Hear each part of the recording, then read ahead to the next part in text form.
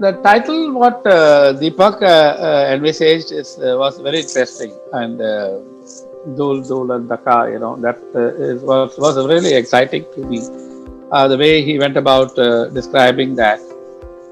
Now coming back to the journey, the entrepreneurial journey. Yes, when you say Dul Daka, what comes to my mind is an entrepreneur has to have fundamentally a killer instinct. So without that, you can't qualify anybody as entrepreneur. I feel the biggest challenge or biggest shortfalls what I see normally is that people, they are more keen or they are more excited about the future of the company rather than what best they can do in the present situation. More optimistic. So you always either live in the past or you live in the future, but you never enjoy the present. If I remember it correctly, were you the one who actually sold off your scooter and cycled to work? Was that you or was that somebody else? No, that was me. I mean, that was my car.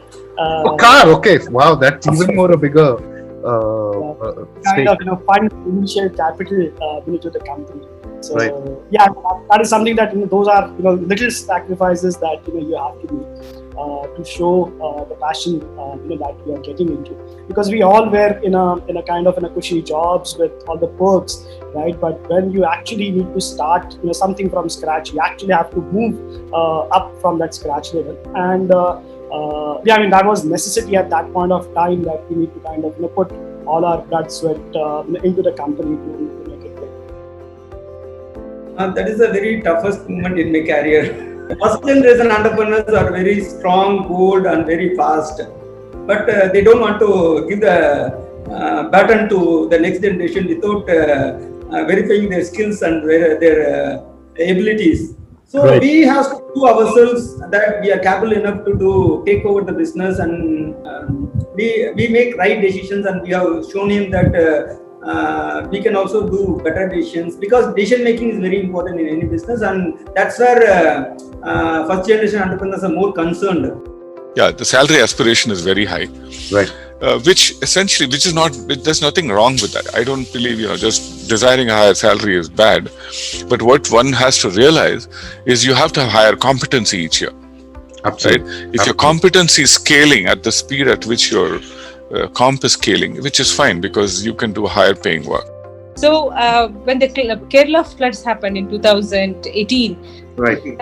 The first time in Indian history, civilian chopper was pressed into action to airlift the patients or the people from the relief camps. We had a team meeting around February 25th where we brought down a business continuity plan. By first week of March, we were prepared in all aspects for work from home, got in all the licenses required, moved all desktops to key personnel's homes, arranged financing to ensure that even if we don't have sales, we will be able to, manage. Then started communicating. And when the Janata Curfew was announced by our Prime Minister Ji, we were prepared mentally for a longer haul of lockdown that's going to begin. And when lockdown actually started, the organization was completely prepared mentally and also from a digital standpoint. Even if the whole world believes in you, if you don't believe in yourself, nobody can help you. On the contrary, even if the whole world doesn't believe in you, if you believe in yourself, nobody can stop you. That self-belief, every woman should have. Society is like a bird. Men and women are its two wings. The bird cannot fly with one wing. And India, the bird is trying to fly for too long. I think India may have got independence in 1947. Indians have not, especially the Indian women, especially the financial independence. खेती में बहुत risk भी है, जैसे कि climatical condition रहता है, ज्यादा बारिश, कभी सूखा, कभी मार्केट गिरता है, बहुत से चैलेंजेस को फार्मर को फेस करना पड़ता है. उसमें कभी-कभी फार्मर ऐसे रिस्क लेते उनका रिस्क लेने का एबिलिटी भी बहुत रहता है, लेकिन कभी-कभी उनका रिस्क को उल्टा पड़ता है, कर्जे में डूब जाता है, कर्जा सिर पर आता है और वो ज्यादा फेल्योर लेके फ्रस्ट्रेट होता है. So when I was talking about the vision for India, I was also to say that you will have to decide, because in most of the cases we are self-sufficient, but now we will have to put focus on quality. focus on exports, and focus on international standards. Producing is a challenge and it is doable.